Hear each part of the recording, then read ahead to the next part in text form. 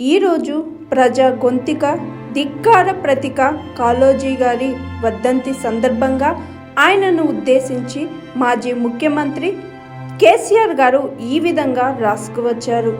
అక్షరాన్ని ఆయుధంగా మలిచి మాటల తూటాలతో ప్రజా ఉద్యమాలకు తన జీవితాన్ని ధారపోసిన యోధుడు మన కాలన్న.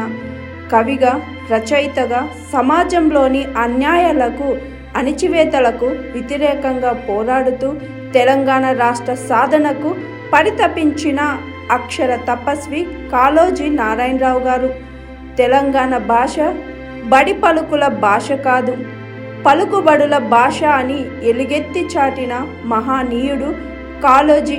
కాళోజీ జయంతిని సెప్టెంబర్ 9న కేసీఆర్ గారు తెలంగాణ భాషా దినోత్సవంగా నిర్వహించారు.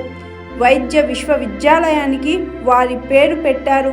వరంగల్లో సుందరమైన కాళోజీ కళాక్షేత్రాన్ని నిర్మించారు.